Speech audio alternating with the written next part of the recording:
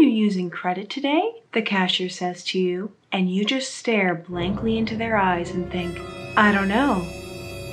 Am I?"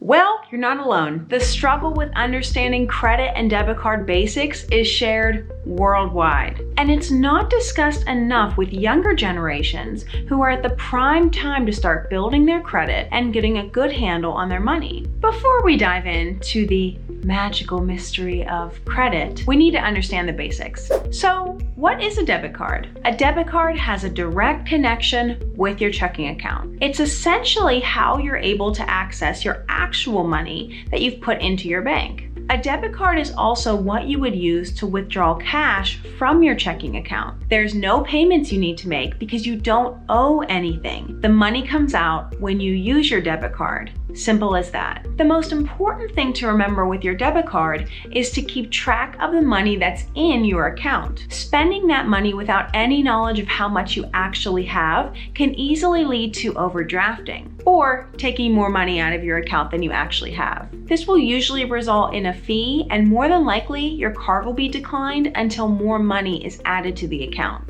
So, what is a credit card?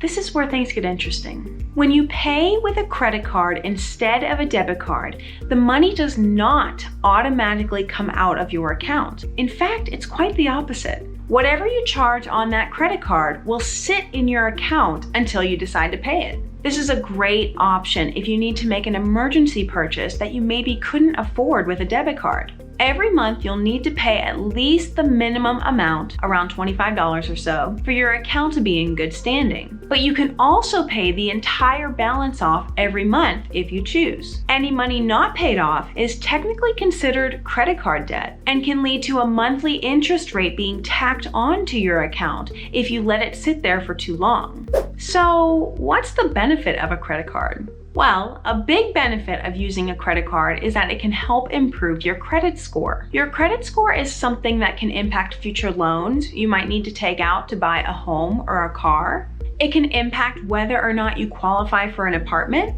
and it will also affect the amount of money that you pay on certain loans in terms of interest rate or other fees. One thing that does impact your credit score is the amount of on-time payments you make to your credit card. Another is the amount of money that you keep on your credit cards versus your credit limit. This is called credit utilization. While debit cards have their own benefits, they don't really impact your credit score like a credit card does. So a credit card can be a valuable tool to improve your standing with the banking world, leading to peace of mind down the road.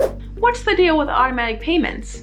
Automatic payments can be a good idea if you have a small, consistent amount of money that you're fully aware needs to come out of your checking account every month, but that you sometimes forget to pay on time, which can lead to late fees. However, if you're not careful, automatic payments can easily lead to overdraft. For example, if you set up your electric bill with automatic payments, and this month you used more air conditioning than expected, your bill can easily jump in price, exceeding your budget, and you would have no idea until the bank calls you with an overdraft notice and a fee slapped on top. Another downside to automatic payments is that it doesn't build a habit for you centered around being very aware of your money. Instead, you might go months without looking at the money in your account, making it easier to lead to impulse purchases, forgotten subscriptions, and of course, those nasty overdraft fees. A great alternative to automatic payments is to set recurring reminders on your phone, reminding you to pay certain bills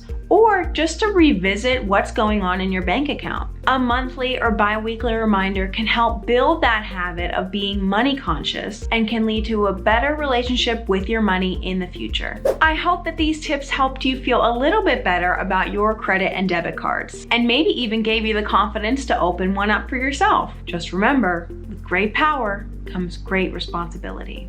And that, my friends, is your Campus Well rundown on credit and debit cards.